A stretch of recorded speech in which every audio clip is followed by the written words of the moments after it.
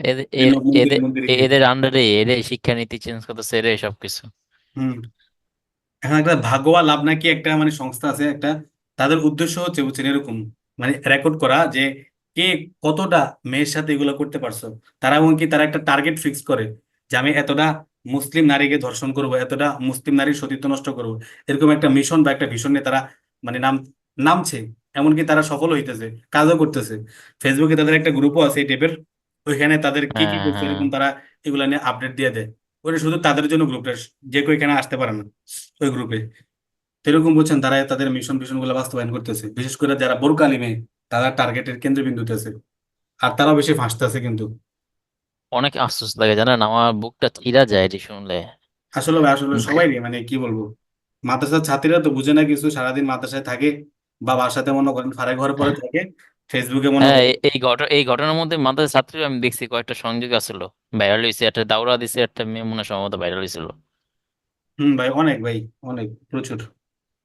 হ্যাঁ এইগুলো কয়েকদিন এত কষ্ট লাগে আমার, বিশেষ করে আমার মনটা থেকে যদি একটু কোপাইতে পারতাম, মানে বাস্তব কথা যেটা, একটু ঠান্ডা মাথা কোপাইতে পারতাম, এত জিতু রে, শুনতেই কেমন যেন লাগে। আসলে ভাই এগুলো খুবই কষ্টকর বিষয়। এরকম তো মানে ইয়াতে তো মনে করেন একটা নিউজে প্রকাশ হয়েছিল কয়েক মাস আগে। একটা হিন্দু একটা ছেলে বুঝছেন মুসলমান মানে বেশে একটা মেয়ের সাথে রিলেশন করে, পরবর্তীতে তাকে ফিজিক্যালি রিলেশনের জন্য ডাক দেয়। তো এক জায়গায় যায়, যাওয়ার পরে মনে করেন যখন ওই কাজটা করতে হয় তখন ওই মেয়েটা দেখে ফেলে যে সে হিন্দু। তখন মেয়েটা তার সাথে কিছু করতে চায় না, চিল্লাচিল্লি করে। তো যেহেতু বাসাটা ছিল একটা আরেকজনের বাসা, এখানে চিল্লা চিল্লা করলে স্বাভাবিক সমস্যা হইতে পারে, তখন ওই ছেলেটা রাগের বসে ওই মেয়েটারে ডাইরেক্ট জবাই করে দেয়। বুঝছেন, টুকরো টুকরো করে ফেলে। পরে আবার নিজেই বস্তা বেড়ে পরে ফালাই দেয়। পরে যখন পুলিশে তাকে নেয়, তখন সে একবার নিজের মুখে সবকিছু স্বীকার করে। তাদের একটা এরকম সংস্থা থেকে তারা এই সকল কাজ করে, তাদের টার্গেট আছে। হ্যাঁ, এরকম এরকম কয়েকজনের সাথে কি করছে সবকিছু। বুঝছেন, এগুলো আসলে মানে কি বলবো, বর্তমান অবস্থা যে কতটা মানে মারাত্মক পর্যায়ে চলতেছে, এগুলো যদি কেউ নিয়ে গভীরভাবে ভাবে তার মাথা ঠিক থাকার কথা না। আল্লাহ হেফাজত করুক। আমি হুম।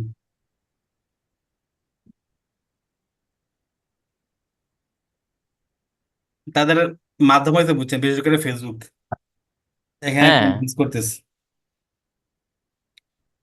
এখানে মনে করেন কিছু আবার কিছু গ্রুপ আছে এরকম, এখানে ওই যে কিছু মুসলমান ছেলেরাও কাজ করতেছে এটা নিয়ে, এটার বিরুদ্ধে। এরকম একটা গ্রুপে কয়েকদিন আগে একটা লেখা করছিলাম যে একটা মেয়ে বুঝছেন, ওই ফেসবুকে স্টার চালু হয়েছে না, স্টার পেজে 1,000 ফলোয়ার হইলে তো একটা মনিটাইজেশন দেয় স্টারের জন্য। মানে আপনি যদি তাকে আপনি স্টার দিতে পারবেন, স্টার দিতে পারলে সে কিছু টাকা আর্ন করবে, $1-2 সম্ভবত। বুঝছেন, যার পেজ সে তার। তো এখানে একটা মেয়ে এরকম একটা পেজ খুলছে, পেজের ভিতরে তার স্টারটা চালু হয়েছে, স্টার মনিটাইজেশন। তো একটা এরকম একটা হিন্দু ছেলে তারা ইয়ে দিছে একটা মানে $1 সম্ভবত, $1 বা $2 মতো একটা ইয়ের দাম, এক একটা স্টারের দাম। তো এটা তাকে গিফট করছে এতে। এটা ডাইরেক্ট করা যায়, কমেন্ট বক্সের মাধ্যমে করা যায়, কমেন্টের মাধ্যমে কোনো বা কোনো ভিডিওর কমেন্টের মাধ্যমে করা যায় এটা। তো তারা একটা লাভ মানে এরকম একটা স্টার দিছে। তাই স্টার দেওয়ার কারণে সে মনে করেন তার সাথে পুরাই মানে রিলেশন, ঠিক আছে, পুরাই মনে হইতেছে মানে চিরচেনা একজন মানুষ বহু বছরের। এভাবে কথাবার্তা এভাবে মনে করেন লেনদেন চলতেছে। এই আস্তে আস্তে তারা মানে এগুলো করে করে আস্তে আস্তে কনভিন্স করে, এভাবে যারা মনে হুম। করেন যা দেওয়ার, ফ্লেক্সিলেট করে দেওয়ার, রিচার্জ করে দেওয়ার, কিছু টাকা পাঠায়, হ্যাঁ কিছু গিফট দেয়, এরকম করে তারা হালকা পাতলা কিছু দিয়ে দেয় মানুষদেরকে কনভিন্স করে, মেয়েদেরকে কনভিন্স করে করে বাস তাদের ভোগের বস্তু বানায়, তাদের মিশনটাকে সফল করে। তো এই ব্যাপারে আমাদের আরো বেশি সোচ্চার হওয়া উচিত। হ্যাঁ, আমাদের দিক থেকে আশেপাশে আমাদের মা বোনদেরকে সতর্ক করা উচিত, বিশেষ করে মাদ্রাসার ছাত্রীদেরকে। এমন করে মাদ্রাসা মহিলা মাদ্রাসা থেকে এগুলো ব্যাপকভাবে আলোচনা করা উচিত। তারাই বেশি ফাঁসতে আছে, হুম। বুঝে না তো কিছু, বুঝছেন। মাদ্রাসার মেয়েরা কিন্তু অনেক, মাদ্রাসার মেয়েরা অনেক মানে কি বলে অনেক অসতর্ক এবং কি অসচেতন। বিশেষ করে হুম। কি বলবো যে এখন আমি মাদ্রাসা বিভিন্ন ছাত্রদের কিন্তু মাদ্রাসা মেয়ের প্রতি রুচি নাই, এটা একদম খোলামেলা কিন্তু বললাম আপনাকে। হ্যাঁ হ্যাঁ। মানে বিয়ে করতে চায় জেনারেল মেয়েদেরকে, মাদ্রাসা মেয়েদেরকে করতে চায় না, কি একটা কারণ? হুম। আমার ভালো লাগে না ওদের, এই একটাই, সবাই একই কথা, ভালো লাগে না। আর এরা আস্তে আস্তে বের হয়েছে টিকটক জগতে, এরা বেশি ঢুকে গেছে। হ্যাঁ ভাই, আসলে বর্তমানে যেমন মনে করেন ট্রেডিশনাল যে সকল বোরকা, যে সকল মনে করেন নিকাবি হিজাবি, হ্যাঁ হ্যাঁ। হ্যাঁ এগুলো তো মানে খুবই ভয়ঙ্কর। একটা খোলামেলা নারীর থেকে তারা বেশি ফিতনাবাজ। সবচেয়ে আফসোস লাগে আমার এই প্রিয় বন্ধু সবচেয়ে চয়েস হইলো হিরোইন পোলাপাইন। হ্যাঁ, এগুলো কেন, এগুলো গেলে ভাই আফসোসের, আফসোসের কোনো শেষ নাই বুঝছেন, বর্তমান জাতি কতটা অধঃপতনে যাইতেছে বুঝছেন, প্রত্যেকটা সেক্টরে কি অবস্থা। ওই যে মাদ্রাসার ছাত্রীদের কথা যে বলতেছেন, ওইটা মনে করেন ওইটা আমরা অনেক আগে থেকে ভাই পেয়েছি আসলে বাস্তবেই। ওরা মানে কি বলবো, ওরা ওদের যে একটা গোঁড়ামি আছে, আবার একটা মানে অসচেতনতাও আছে তাদের ভিতরে বুঝছেন। হুম। আবার তারা মনে করেন একটা বাইরের মেয়ের থেকে তারা অনেকাংশে অনেক মানে অনেক দিক থেকে তারা অসচেতন, আবার বাড়াবাড়ি করে অতিরিক্ত। এরকম অনেকেরই, হুম। শুধু আপনার আমার না, অনেকেরই দেখলাম, মনে অনেক আলেমেরও দেখলাম। তো এরকম মনে করেন বিবাহ করার পরে শান্তি পায় না, এসে পরবর্তীতে খালি অভিযোগ দেয়। হ্যাঁ, বা অনেক যারা এখনো বিবাহ করে না তারাও বলে তাদের রুচি নেই। ঠিক আছে, তারা বিবাহ করলে এরকম জেনারেল মেয়ে করবেন, এরকম এরকম তাদের মানে কথাবার্তা। সেই জন্যই বুঝছেন, আর মহিলা মাদ্রাসাগুলোতে আরো ব্যাপকভাবে কাজ করা উচিত। তাদের তাদের রুচি, তাদের মনে করেন, হ্যাঁ মনে করেন ব্যক্তিত্ব, হ্যাঁ তাদের ভিতরে আত্মমর্যাদা বোধ, গায়রত, একবারে সবকিছু সম্পর্কে তাদেরকে আরো সতর্ক করা উচিত, সচেতন করা উচিত, আপডেট করা উচিত। আপডেট বলতে মানে ইসলামের সৌন্দর্য তাদেরকে আরো সৌন্দর্যমণ্ডিত করা উচিত। এই যে আবু তো আদনান সাহেব তো বলেন, বর্তমানে একটা বিবাহ করার জন্য একটা একটা মানে খালেস পিওর দিনী মেয়ে তো পাওয়া দুষ্কর। এই জন্য মানে জন্ম হওয়ার পর জন্ম হওয়ার পর পরই এক একটা মেয়েকে বুকিং দিতে হবে, এছাড়া কোনো উপায় নেই বর্তমানে। এতটা মনে করেন বাস্তব পেপার বাস্তব। ছড়াছড়ি। হুম, কথাটা বাস্তব, যদিও এটা মানে মানে অতিশয় উক্তি মনে হয়, কিন্তু কথাটা বাস্তবিক। সবার ভিতরে একটা মনে করেন একটা মানে কি বলে যুগের একটা দূষিত বায়ু সবার গায়ে লেগেছে, বিশেষ করে যারা অ্যান্ড্রয়েড ফোন ইউজ করে। সে ঘরের বাইরে না হুম। গেলেও তার অ্যান্ড্রয়েড ফোন ইউজ করার কারণে তার ভিতরে একটা কি দূষিত বায়ু তার ভিতরে লেগে গেছে। এই হলো অবস্থা। এই জন্য খুবই দোয়া করা উচিত। কোরআনে কারিমের 5টা শিখানো দোয়া আছে, হাদিস আছে। হ্যাঁ, আল্লাহ পাকের কাছে কেঁদে কেঁদে দোয়া করা উচিত। আল খাবিসাতু লিল খাবিসিন ওয়াত তাইয়িবাতু লিত তাইয়িবিন। প্রথমে নিজেকে শুধরানো উচিত, নিজেকে পাক পবিত্র এবং কি কলুষতা মুক্ত করা উচিত। এরপরে এই অনুযায়ী আল্লাহ পাকের কাছে চাওয়া উচিত। নইলে তো আমি যেমন আমার সাথে মিলবো তেমন। ঠিক আছে, এই জন্য জাহেরি বাতিনি গুনাহ থেকে নি- নিজেকে পাক পবিত্র করা, একজন আল্লাহওয়ালার সাথে সম্পর্ক করা, অর্থাৎ দিনই কোনো মুরব্বীর সাথে সম্পর্ক করে তার গাইডলাইন অনুযায়ী চলা, তার থেকে দিক নির্দেশনা নেওয়া সমস্ত ক্ষেত্রে। এইভাবে চলা ছাড়া আসলে কোনো ইয়ে নেই, মানে পিওর জিনিস পাওয়াটা খুবই দুষ্কর। আর আল্লাহ পাকের কাছে তো দোয়া তো মনে করেন সার্বক্ষণিক করতেই হবে। হজরত মুসা আলাইসাল্লাম যখন ফেরাউনের কিপ্তি বংশের একটা লোককে থাপড় মেরে থাপড় মারার পর সে লোকটা মারা যায়, তখন তিনি এখান থেকে পালায় যান, মিশর থেকে পালায় যান। পালাইতে পালাইতে তিনি তো হাঁটতে থাকেন, মাদায়েন শহরে যান। এরপরে যখন তিনি দুর্বল হয়ে যান, হ্যাঁ দুর্বল হয়ে যান, পিপাসার্ত হয়ে যান, তখন তিনি আল্লাহ পাকের কাছে দোয়া করেন, রব্বি ইন্নি লিমা আনজালতা ইলাইয়া মিন খাইরিন ফাকির। এই দোয়াটা খালি করতে থাকেন। আল্লাহ পাক এটা পবিত্র কোরআনে বলেছেন, রব্বি ইন্নি লিমা আনজালতা ইলাইয়া মিন খাইরিন ফাকির। হে আল্লাহ, আমি একেবারে দুর্বল, দুস্থ, ফকির, মিসকিন। আপনি আমার কাছে যেটা পাঠাবেন আমি ওইটার মুখাপেক্ষী। তো এরকম দোয়া করতে থাকেন। এই দোয়ার বদলে আল্লাহ পাক তাকে তার জন্য থাকার ব্যবস্থা করে দেন, উত্তম স্ত্রীর ব্যবস্থা করে দেন, সবকিছুর একটা মানে কি করে দেন, ইন্তজাম করে দেন। তা আমাদেরও বর্তমানে এই দোয়াটা বেশি বেশি করা উচিত। হ্যাঁ, রব্বি ইন্নী লিমা আনজালতা ইলাইয়া মিন খাইরিন ফাকির। ঠিক আছে। তো উনি যে মেয়েকে বিবাহ করেন, কেউ কেউ বলেন উনি ছিলেন সোহেব আলাইহিস সালামের মেয়ে। যদিও ঐতিহাসিক দৃষ্টিকোণ থেকে এটা পাওয়া যায় না যে উনি সোহেব আলাইহিস সালামের মেয়ে ছিলেন। ওটা আলাদা একটা প্রেক্ষাপট। তবে তিনি অনেক নেককার ছিলেন, নেককার স্ত্রী পাইছেন এবং কি থাকার জন্য ভালো বাসস্থানও পাইছেন এই দোয়ার বদৌলতে। তো এখন বর্তমানে বুঝছেন এই এই দোয়া আরো কোরআনের যে সকল শেখানো দোয়া আছে এগুলো করা, এবং কি নিজেকে সমস্ত পাপ পঙ্কিলতা থেকে বিরত রাখা, এরপর আমরা ভালো কিছু আশা করতে পারি।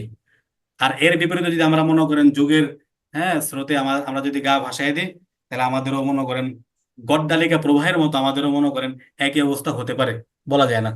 এই জন্য খুবই সেনসিটিভ একটা যুগ চলতেছে। আমাদেরও খুব সতর্ক সচেতন থাকতে হওয়া উচিত, ইমান আমল এবং কি নিজের আখলাক নিয়ে, আল্লাহ পাকের সাথে সম্পর্ক দৃঢ়করণে। আল্লাহ পাক আমাদেরকে তৌফিক দান করুক। আমি আচ্ছা।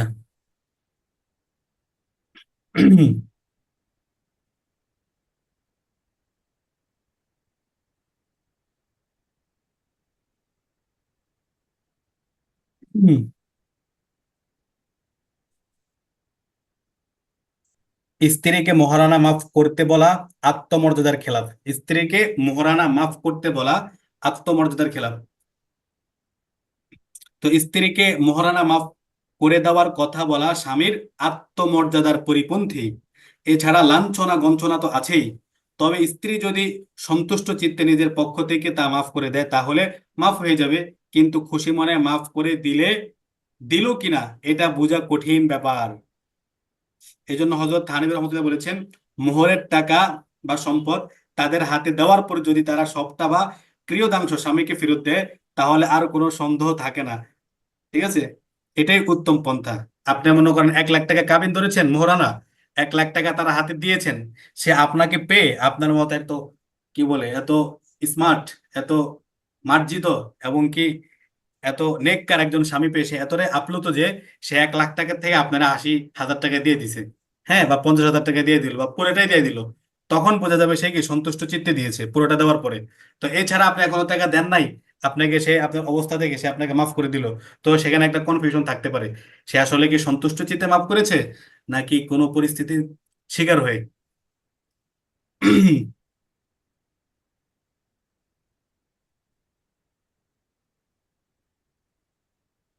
খুশি মনে মাফ করার পরোয়া না করে যদি স্ত্রী থেকে মৌখিক মাফের অবৈধ পন্থা অবলম্বন করে অথবা এমন কোনো বিষয়ের উপর জোর জবরদস্তি করে যার দ্বারা সে মাফ করতে বাধ্য হয়, তাহলে খুব ভালোভাবে স্মরণ রেখো এই ধরনের মাফ আল্লাহ তাআলার নিকট কখনোই গ্রহণযোগ্য হবে না।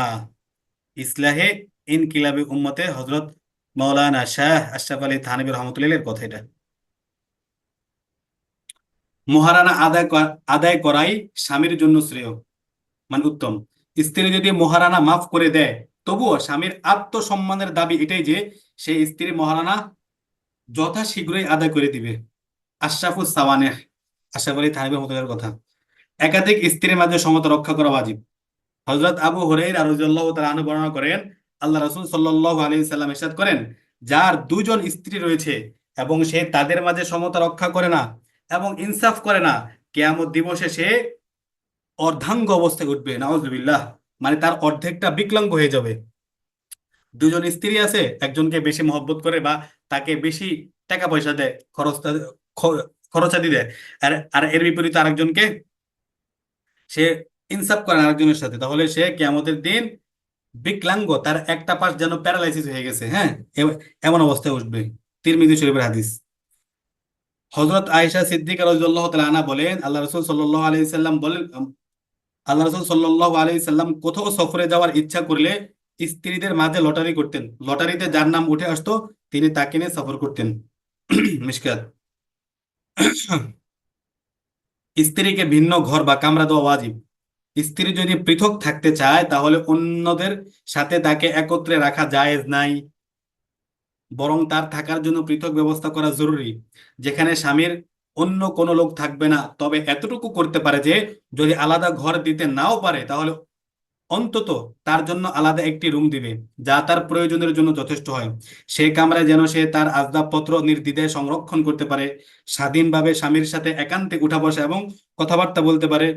ওয়াজিব আদায়ের জন্য এতটুকু কি যথেষ্ট, কমপক্ষে একটা রুম দিয়ে দেওয়া, যেখানে একটা অ্যাটাচ বাথরুম থাকবে বা একটা বেলকনি থাকবে, যদি থাকে বেলকনি তাহলে আর ভালো। ঠিক আছে, মোটামুটি ভালো একটা রুম, যাতে সেখানে একান্তে সময় কাটাতে পারে এবং কি নিজের জিনিসপত্র এখানে রাখতে পারে।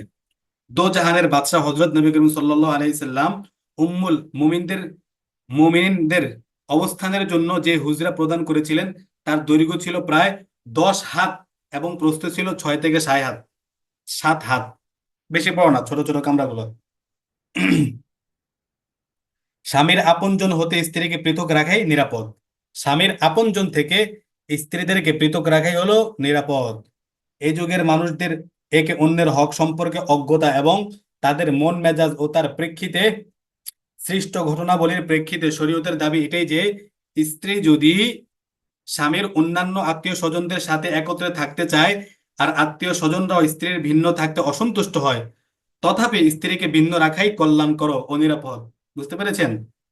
স্ত্রীও চায়, হ্যাঁ, স্বামীর আত্মীয় স্বজনের সাথে থাকতে, আর আত্মীয় স্বজনরাও চায় তাকে কি তাদের সাথে রাখতে, কিন্তু তবুও, হ্যাঁ, স্বামীর মানে স্বামীর জন্য ভালো হলো বা স্ত্রীর জন্য ভালো হলো তাকে আলাদা রাখা, এটাই বেশি কল্যাণকর, নিরাপদ।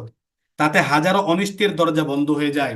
এতে যদি 2-4 দিন আত্মীয় স্বজনদের কটু কথাও শুনতে হয় এবং নাক মুখ খিঁচুনি দেখতে হয়, তবুও এর কল্যাণকর দিক যখন তারা অবলোকন করবে তখন তারা খুশি হয়ে যাবে। বুঝতে পেরেছেন? এর অনেকে বুঝতে পারে না, একসাথে রাখে দেখে, হ্যাঁ, কত রকমের যে ফিতনা ফাসাদ ঝগড়া বিবাদ যে তৈরি হয়। যে মাটা তার সন্তানের জন্য এত কষ্ট করে এত সুন্দর একটা মেয়েকে আনছে, পরবর্তীতে দেখা যায় সে তার কি হয়, প্রাণের জানের দুশ্মন হয়ে যায় একসাথে থাকার কারণে। আর একসাথে থাকলে তো একটু ঝগড়া বিবাদ ফাসাদ হবে, এটাই স্বাভাবিক।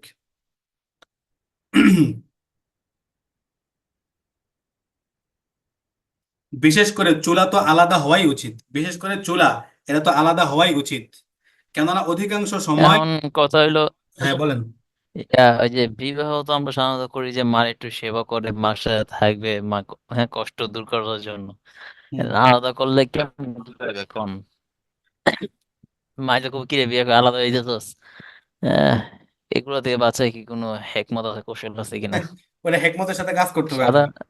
মানে আমাদের এটাই। বাংলাদেশের মানে কি বল, বাংলাদেশের যে একটা নেচারটা এমন হয়ে গেছে, এটা স্বাভাবিক।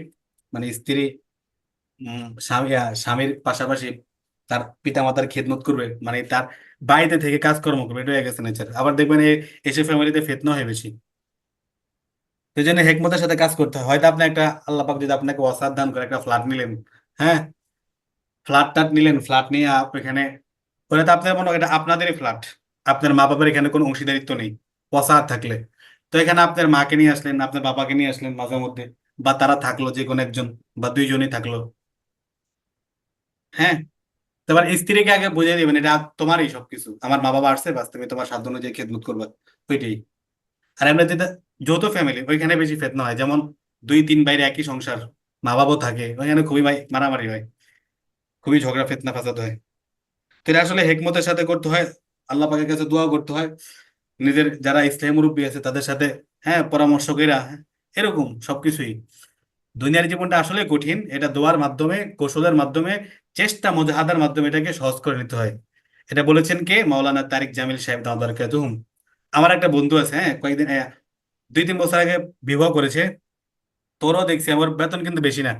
উনি চিনবেন না যে মিরাজনগর বড় মাদ্রাসা শিক্ষক, মুক্তবের। তো দেখতাম ও আছে না, বিয়ে করার পর পরে আলাদা হয়ে গেছে, আলাদা বাসা নিয়ে থাকতেছে। এর বেতন মনে করেন 10-12 হাজার টাকা, কিন্তু 5,000 টাকা দিয়ে রুম ভাড়া নিয়ে থাকতেছে। তো আমি দেখলাম নিজেই, এর মাধ্যমে অনেক ভালো হয়েছে তার জন্য। দেখলাম তার মায়ের ভিতরে এবং কি তার স্ত্রীর ভিতরে একটা মানে বান্ধবীর মতো একটা সম্পর্ক, খোঁজ খবর নেয়, আলাদা একটা মানে মহব্বত অন্যরকম। বুঝছেন? যেটা একসাথে থাকলে ওটা হইতো না। কিন্তু যখন সে আলাদা হয়েছিল তখন তাকে অনেক কথা বলছিল, তার বোনেরা তার মারা অনেক কিছু বলছিলেন, কিন্তু পরবর্তী দেখছি তারাই আবার মানে প্রশংসা করতে বাধ্য হয়েছে। আচ্ছা।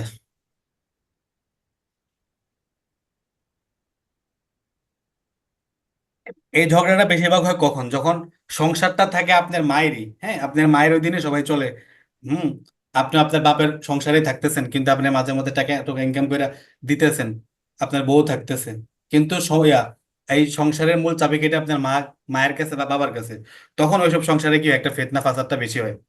আর এর বিপরীতে যদি আপনারা যদি এরকম একটা সেটেলড হইতে পারেন বা প্রতিষ্ঠিত হইতে পারেন, আপনারই মনে করেন মানে বাসা, আপনার এই সংসার, কিন্তু আপনার মা বাবা এখানে থাকলেন অতিথি হিসেবে, হ্যাঁ, মুরব্বী হিসেবে থাকলেন আপনার বাসায় মেহমান হিসেবে, কিন্তু সংসারের চাবিকাঠি আপনার স্ত্রীর হাতে বা আপনার হাতে।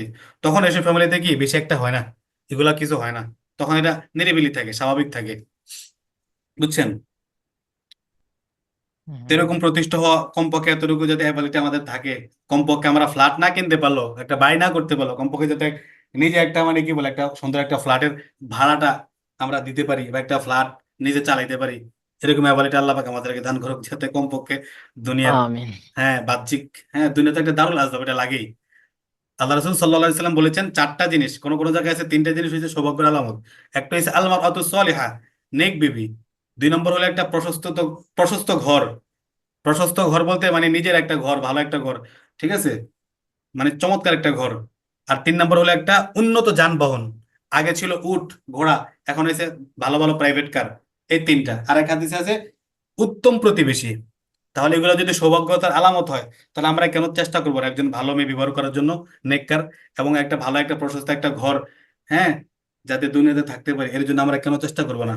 একজন আল্লাহওয়ালা ছিলেন, করাচি হতো, উনি তো বলতেন আল্লাহর কাছে, অনেকবার আল্লাহওয়ালা, উনি বলতেন আল্লাহর কাছে, আল্লাহ মুঝে এক গাড়ি দে দো, এক বাড়ি দে দো, সব আখেরাত কে লিয়ে জমা না রাখো।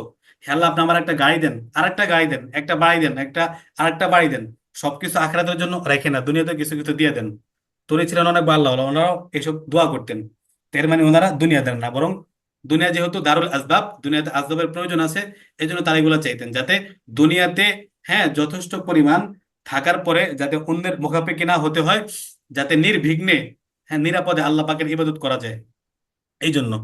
আর যদি মনে করেন আপনার সাংসারিক সমস্যা থাকে, বা আপনার ঋণ থাকে, হ্যাঁ, আপনার মনে করেন প্রতি মাসে যে টাকা কামাই, ওই টাকা দিয়ে মনে করেন সংসার চলে না, আর ঋণ করতে হয়, তাহলে তো কত পেরেশানি। কই, মানে কিভাবে আমরা ফ্যামিলিকে ভালো করে সময় দিব, একটা মনে করেন কোয়ালিটিপূর্ণ সময়, অথবা আল্লাহ পাকের ইবাদত করবো, আল্লাহ পাকের জন্য আলাদা কোনো সময় নির্ধারণ করব, তখন এটা হয়ে ওঠে না। আর এর বিপরীতে যখন সবকিছু সহজ হয়ে যায়, তখন এগুলো করতেও মনে করেন মন চায়, বা জিনিসটা একটা সুযোগ হয়, বের হয়। সেই জন্য দিনের পাশাপাশি হালাল ভাবে দুনিয়া অর্জন করার জন্য যতটুকু না হইলে না, বা যতটুকু করলে আমরা সুন্দর মতো চলতে পারি দিনের পথে, ততটুকু করা বাঞ্ছনীয় সবার জন্যই। ফাইদা কুদিয়াতিস সলাত ফান্তাশিরু ফিল আরদি, হ্যাঁ, ফান্তাশিরু ফিল আরদ ওয়াবতাগু মিন ফাদলিল্লাহ। যখন নামাজ শেষ হয়ে যাবে, তখন তোমরা জমিনে ছড়িয়ে পড়ো, এবং আল্লাহ পাকের অনুগ্রহ তোমরা কি করতে থাকো, তালাশ করতে থাকো। এর দ্বারা কি উদ্দেশ্য? ফান্তাশিরু ফিল আরদ, মানে তোমরা আনাচে কানাচে, দুনিয়ার একবারে আনাচে কানাচে ছড়িয়ে যাও, এবং হালাল রিজিকের অন্বেষণে তোমরা আল্লাহ পাকের অনুগ্রহ তালাশ করো। ঠিক আছে, আল্লাহ পাক এরকম বলছেন অনেক জায়গাতেই। হালাল রিজিক অন্বেষণ করতে কোনো সমস্যা নেই, চেষ্টা অনুযায়ী, নিজের ক্যাপাবিলিটি অনুযায়ী। আচ্ছা।